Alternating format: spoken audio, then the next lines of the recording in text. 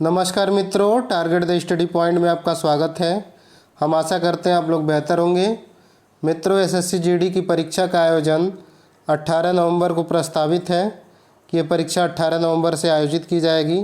तो इस तरह से देखा जाए तो समय बहुत ही कम है और परीक्षा हालांकि 18 नवंबर से होने की संभावना कम दिख रही है, लेकिन फिर भी आप लोग मान के चलिए कि एग्ज़ाम आपका 18 नवंबर से होगा। तो इसके लिए सबसे ज़्यादा ज़रूरी है कि आपको ये पता होना चाहिए कि कौन से टॉपिक से कितना क्वेश्चन पूछता है, क्या आता है, क्या आपको पढ़ना है, क्या छोड़ना है, क्योंकि सिलेबस तो हर चीज़ों का बहुत अधिक है।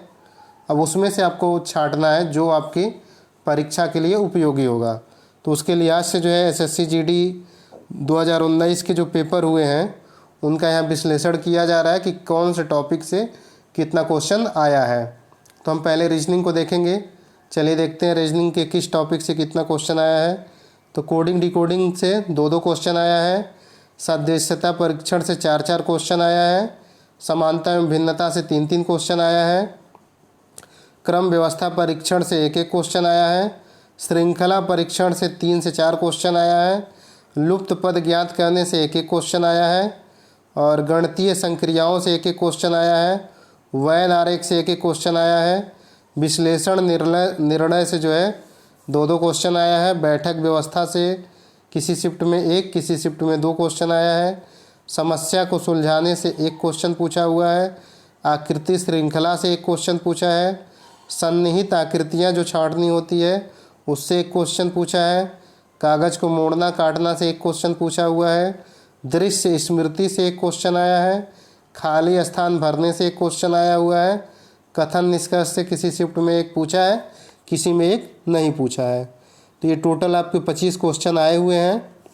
तो यानी कि देखा जाए तो सर्वाधिक जो है वेटेज आपका कोडिंग डिकोडिंग, सादृश्यता, समानता परीक्षण और श्रृंखला परीक्षण, विश्लेषण निर्णय, बैठक व्यवस्था, इन सब से 2 से 3 क्वेश्चन पूछे हुए हैं।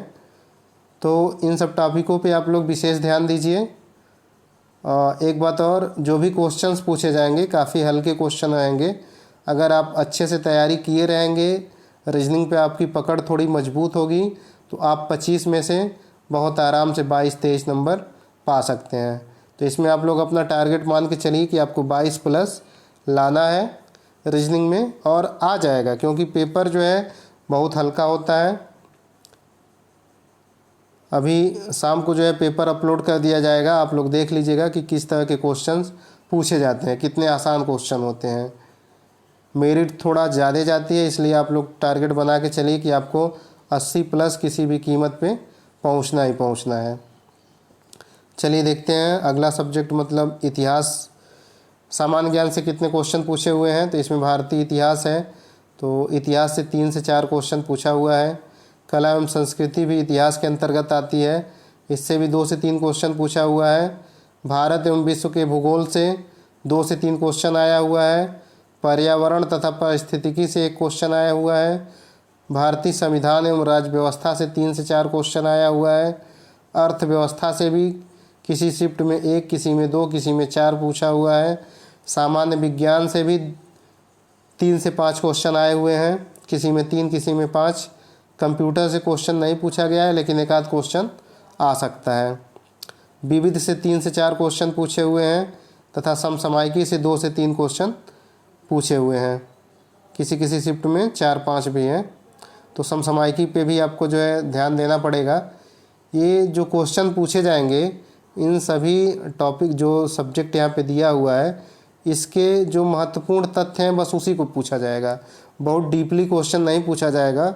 जो कॉमन क्वेश्चन हैं, जो अक्सर कई दफ़ा परीक्षाओं में पूछ चुके हैं विभिन्न, उन्हीं सब क्वेश्चंस को जो है रिपीट करता है एसएससी बार बार। तो इसलिए ज़रूरी है कि आप लोग जो है पूर्व की परीक्षाओं में पूछे हुए क्वेश्चंस को अच्छे से देख लें, उनका भरपूर जो है रिवीजन कर लें, ताकि वह अगर आपके सामने आए तो वो क्वेश्चन गलत ना हो। बाकी करंट अफेयर जो है एग्ज़ाम के पहले जो है 3 से 4 महीने का आएगा, उसको अच्छे से देख लीजिए। फिर अगला देखिए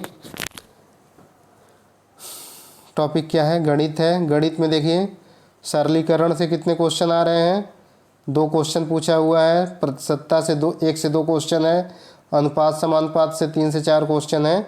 ये सब जो क्वेश्चन रहेंगे बहुत टफ क्वेश्चन नहीं रहेंगे। अगर आपको सरलीकरण आता है, प्रतिशत समझते हैं क्या है, अनुपात समानुपात समझते हैं और आपका कैलकुलेशन अच्छा है तो क्वेश्चन इससे आएगा। कैलकुलेटिव हो सकता है लेकिन टफ नहीं रहेगा, ऐसा नहीं रहेगा कि आप उसको लगा ना पाएँ।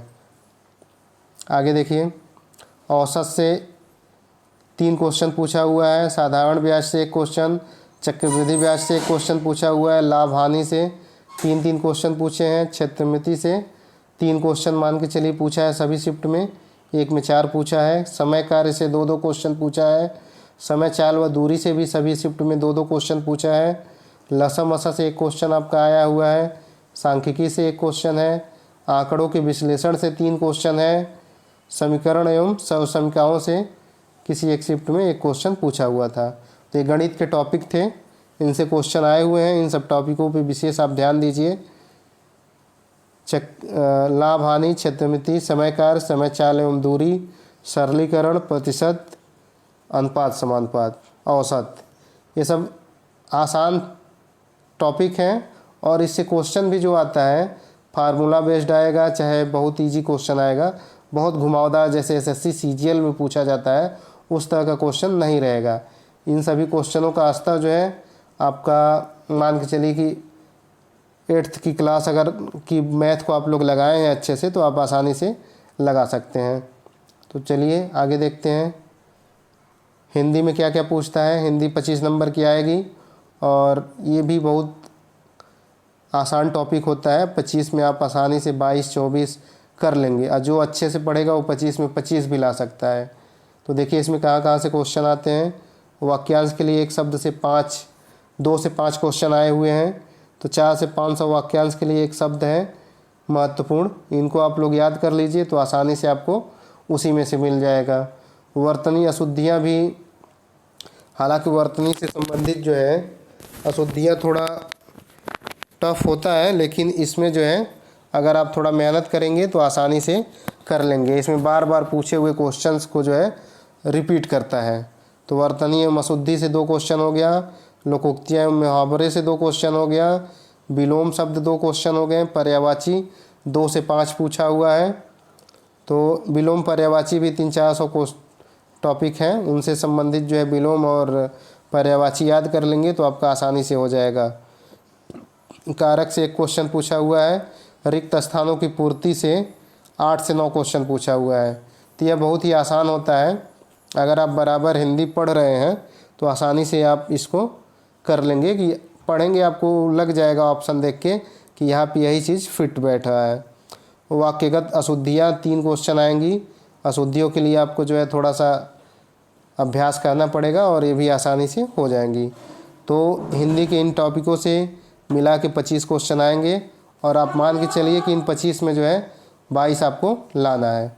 ठीक है मित्रों, ये जो है कि ओवरऑल आपका था कि इस टॉपिक से कितना क्वेश्चन आ रहा है। अब एसएससी जीडी को टारगेट करके वीडियो डाले जाएंगे, तो आप लोग वीडियो को देखिए, अधिक से अधिक शेयर करिए तथा चैनल पर सब्सक्राइबर बढ़ाने की मुहिम पे अपना योगदान दीजिए।